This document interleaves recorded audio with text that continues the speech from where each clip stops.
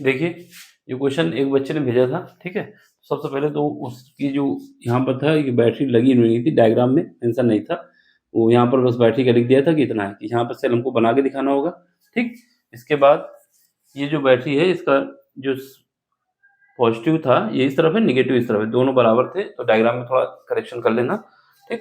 तो ये हमारा नेगेटिव टर्मिनल है, यहाँ पर एक बैटरी लगी है, इसका ये क्रम है। अब इसमें हमें क्या फाइंड करना है? सबसे पहले धारा फाइंड करनी है कि कितनी करंट फ्लो हो रही है, फिर उसके बाद ए और सी के बीच कितना वोल्टेज है ये बताना है।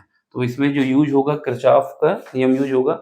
एक किरचॉफ का करंट का डिस्ट्रीब्यूशन है, दूसरा वोल्टेज का। देखो यहाँ पर 4 वोल्ट की बैटरी है, यहाँ पर 2 वोल्ट की बैटरी है, यहाँ से भी करंट निकलेगी और यहाँ से भी निकलेगी, लेकिन इससे ज़्यादा करंट निकलेगी, इससे कम निकलेगी। तो ओवरऑल जो फ्लो होने वाला है वो ऐसे फ्लो होने वाला है। ये बात समझ में आई? ये 4 वोल्ट की बैटरी है, ये 2 वोल्ट की बैटरी है, यहाँ से भी करंट निकलेगी, इसकी डायरेक्शन ये होगी, यहाँ से जो करंट निकलेगी उसकी डायरेक्शन ये होगी। ये एक हमारा इस तरफ जाएगा, एक इस तरफ जाएगा, लेकिन इससे जो करंट निकलेगी कम निकलेगी, इससे जो निकलेगी ज़्यादा निकलेगी। तो ज़्यादा वाली कुल मिला के कौन घूमेगी? इस वाली बैटरी की करंट, ठीक है? ये बात समझ में आ गई? क्यों? क्योंकि इसकी जो करंट कम है, इसकी करंट ज़्यादा है। क्यों ज़्यादा है? क्योंकि वोल्टेज ज़्यादा है। तो यहाँ पर हम फ्लो दिखा देते हैं कि करंट हमारे पास ऐसे गई, फिर यहाँ पे आ गई, फिर यहाँ पे आ गई, फिर यहाँ आ गई, फिर लास्ट में यहाँ आई, फिर वापस चली गई आई, ठीक? ये करंट हमारे पास फ्लो हो गई। अब हमें क्या करना है? ये तो किरचॉफ के नियम से हमने करंट का डिस्ट्रीब्यूशन कर दिया, अब हमारे पास वोल्टेज का नियम लगाना है।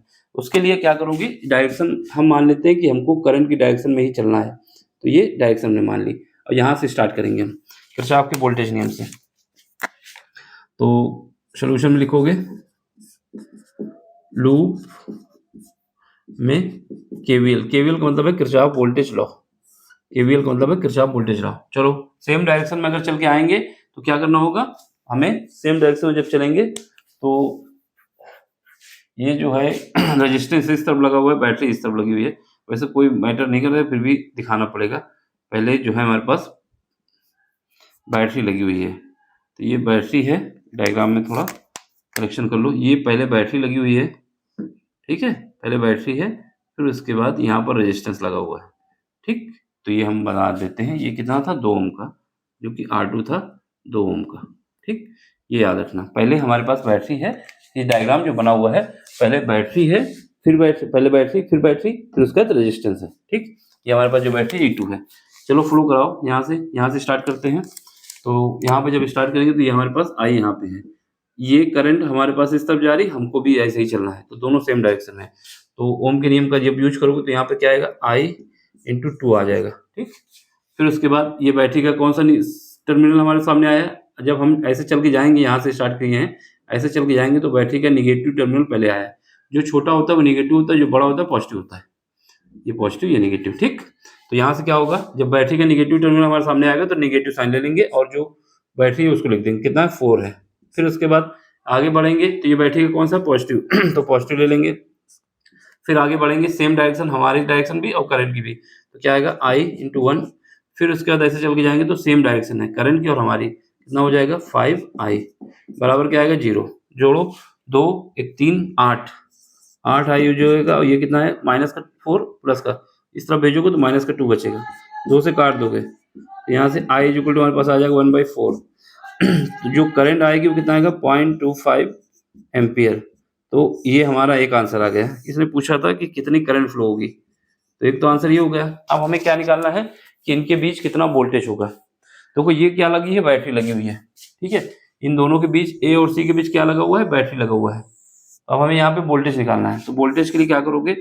E = क्या होता है? V + IR होता है, IR होता है ना। ये हमारे पास EMF बैटरी का दिया हुआ है, ये E1 है। E1 = क्या आएगा? V1 + I जो हमारे पास फ्लो हो रही है, क्या है? स्मॉल I माने तो स्मॉल I कर दो, R1। अब यहाँ से हमें V1 निकालना है, तो V1 = कितना आ जाएगा? E कितना है हमारे पास? 2 है। इसके बाद इसको यहाँ पे ले आओ, माइनस हो जाएगा। ये कितना है? 0.25 करंट और रेजिस्टेंस 1 ओम का है, तो यहाँ से V1 = कितना आ जाएगा? 1.75 वोल्टेज। तो ये हमारा आंसर आ गया। इसका मतलब ये है कि ए और सी के बीच जो पोटेंशियल है VAC जो है वो कितना है? दिख रहा है यहाँ पे 1.75 वोल्ट है। तो इतना सिंपल सा क्वेश्चन है, बस किरचॉफ के नियम का। बाकी देखो यार, जिनको नहीं आता उनके लिए तो टफ है, जिनको आता है उनके लिए सही है।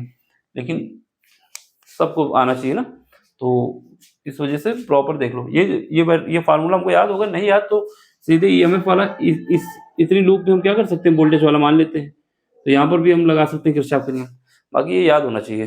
ठीक, समझ में आया हो तो लाइक शेयर सब्सक्राइब और अपना सपोर्ट दें। तो कितना वोल्टेज आया वी और एसी के बीच, 1.75 वोल्ट आया है।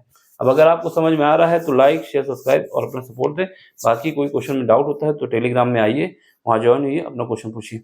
मैं बार बार बोलता हूँ, किसी भी बोर्ड से हो, कोई मैटर नहीं करता। आपको जो क्वेश्चन नहीं आ रहा है, सीबीएसई बोर्ड, यूपी बोर्ड, तो उसका पूछ सकते हैं। ठीक है, कोई सा भी बोर्ड हो, राजस्थान, एमपी, कोई सा भी बोर्ड हो, महाराष्ट्र, फिजिक्स केमिस्ट्री में अगर क्वेश्चन समझ में नहीं आ रहा है तो आप वहाँ भेजिए, टेलीग्राम में ज्वाइन होगे, मैं उसको सॉल्व करके दूंगा।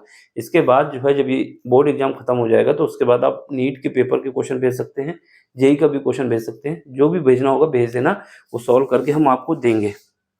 ठीक है, फिलहाल अभी बोर्ड वाले ही बच्चे भेजें तो ज़्यादा सही है। ठीक, चलो फिर मिलते हैं अगले लेक्चर में अगले कॉन्सेप्ट के साथ। Thank you for watching, bye, take care.